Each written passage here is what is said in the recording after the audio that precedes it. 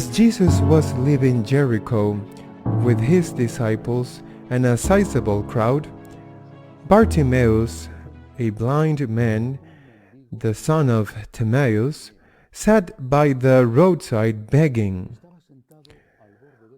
On hearing that it was Jesus of Nazareth, he began to cry out and say, "Jesus, Son of David, have pity on me." And many rebuked him, telling him to be silent, but he kept calling out all the more, "Son of David, have pity on me."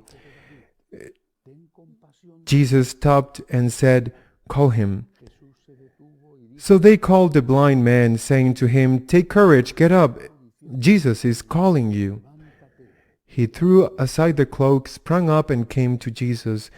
Jesus said to him in reply, "What do you want me to do for you?" The blind man replied to him, "Master, I want to see." Jesus told him, "Go your way, your faith has saved you." Immediately he received his sight and followed him on the way. The Gospel of the Lord. When Saint Mark wrote his Gospel, Bartimaeus must have been someone who was known and who came from well-known family. Possibly after this miracle, his family were among the disciples of Jesus, since Saint Mark begins the story by identifying him as the son of Timaeus. At least Timaeus must have been known at the time.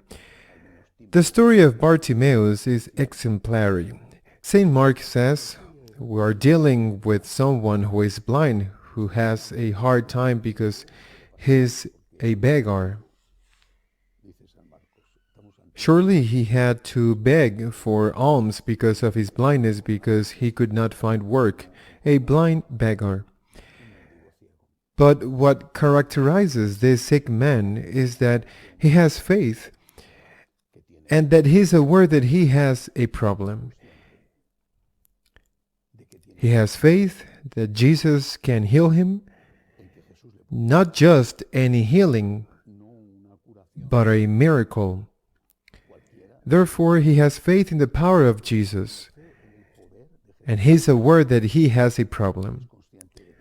These are two conditions that lead to a third: to beg, to ask insistently, but asking a humble way. A request that is not humble is not a request, it is a demand, and that demand is like blackmail. Therefore, two conditions. First, that it concludes in a result. I have a problem and I know it. Second, God can cure me. I am going to ask God for help with humility and insistence. I have heard that in groups where addictions are cured, such as Alcoholics Anonymous, the first step is to recognize that each person has a problem with alcoholism. I'm alcoholic. That is the first step. I personally am not, thank God. But the first step is to recognize that I have a problem. Not everyone recognizes this.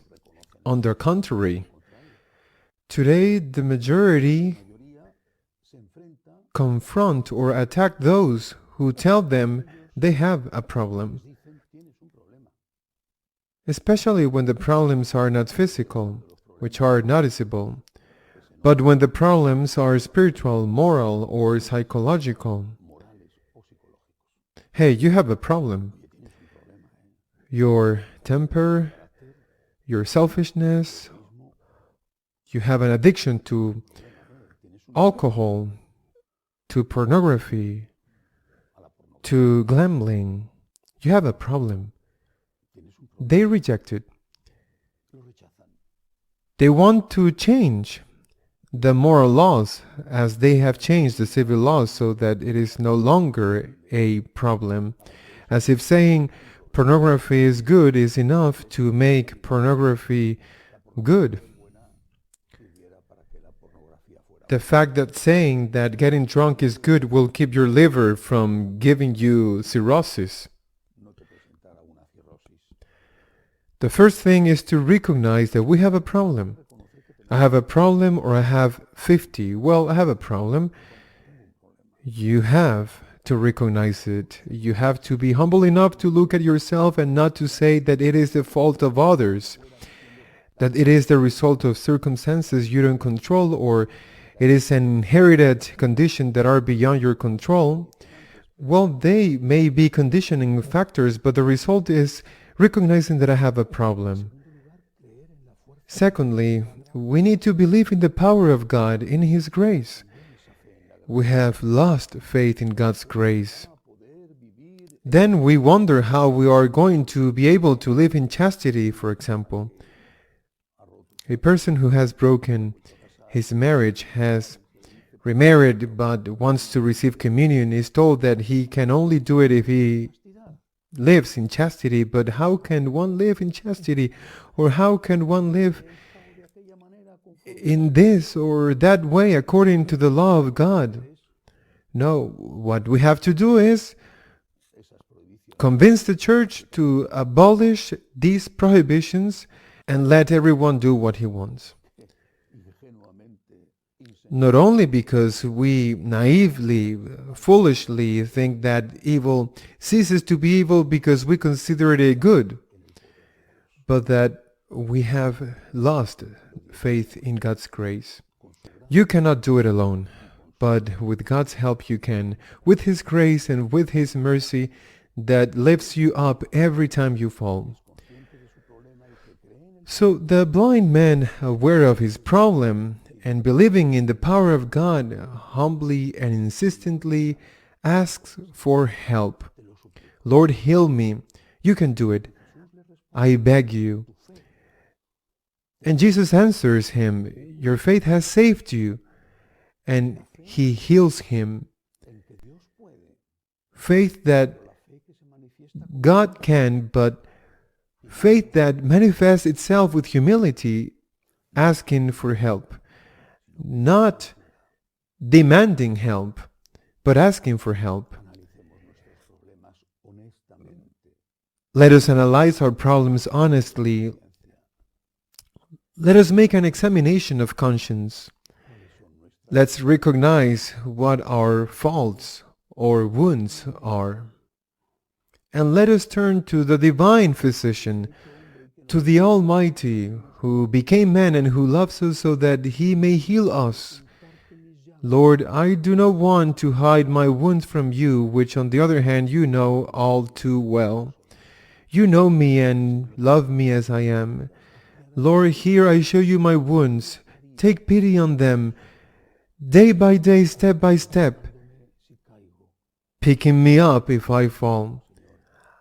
I beg you, Lord, heal me, save me, help me. The humble plea of one who acknowledges his sins and asks God for help will never go unheeded.